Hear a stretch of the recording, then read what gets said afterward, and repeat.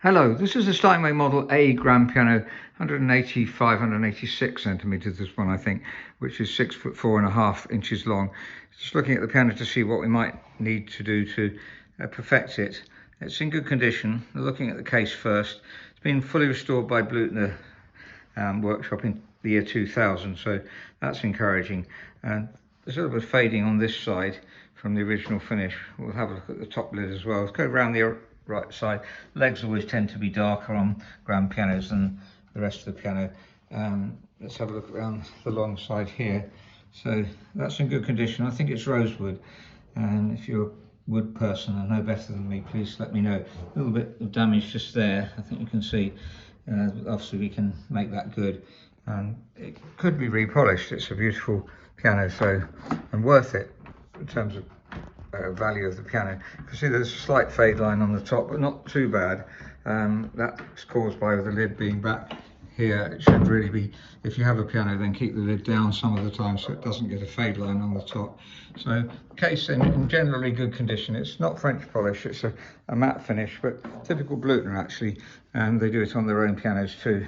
So reasonable finish, and there's the top of the fall. The key tops are replaced one-piece ivory and in extremely good condition, so almost perfect, and they don't need buffing. As you can see the shine on there.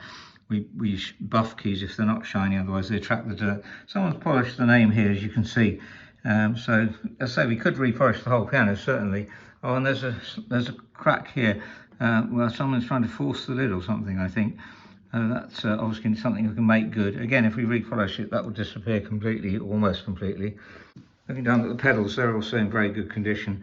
And there's 3 pedals on this piano. So there's a sostenuto middle pedal, which you can get on Steinways.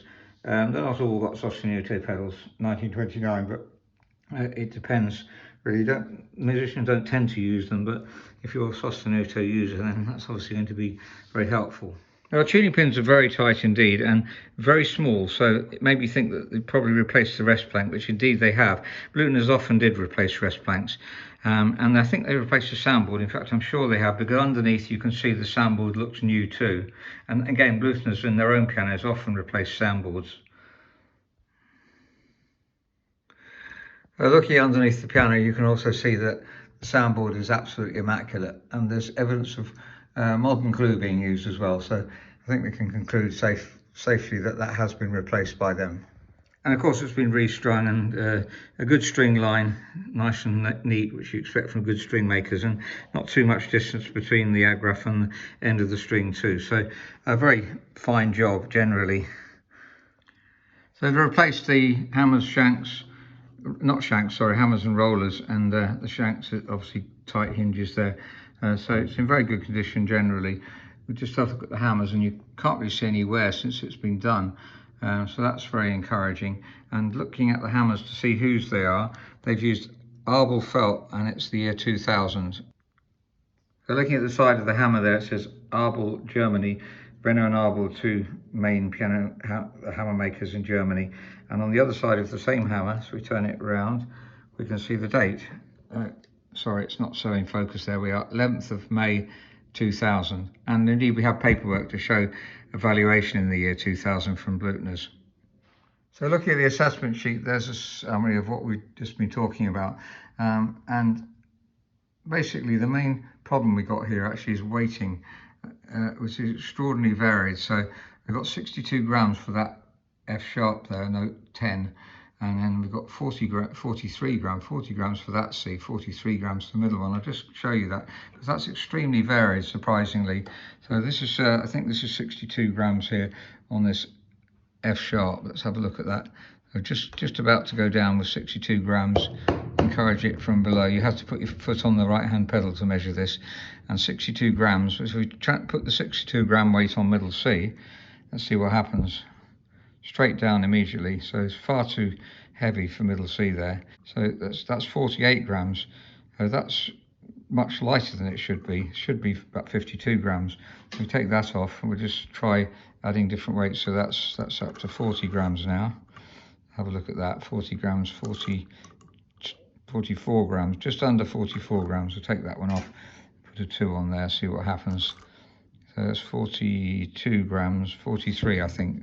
So that really is far too light. If we have a look at the weighting again, then we've got 62 there, 58, 55, 40, 44, 42, 37, that's even lighter, that's very, very light, and 39, 53, for up there should be lighter. So I don't know why that's so varied. Well, we have investigated the action a bit and seen some issues that we're going to have to try and sort out, but it's been well restored. And just the finishing touches, as we often find for some reason that just the touch is the main problem, and we can get the touch like a new piano. I'll just show you the touch of a new piano. So here's a new 4-122, and that's 52 grams on the bottom C there. Let's try the F sharp, which is just, so 52 grams, just encouraging it by hitting it underneath, and maybe 53 grams that one. Let's just put an extra, well, there we are, that went down eventually. So 52, 53 grams, and so on. And if we look at middle C, there we are again, 52 grams, and it's going down. So that's very evenly weighted, say plus or minus 2 or 3 grams. And that's what it should be. 4X are very well rated pianos, both uprights and grands. Let's just compare the tone with different pianos.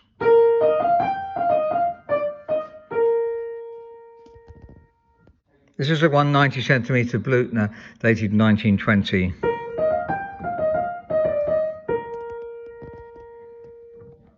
And another 190 Blutner, dated 1892.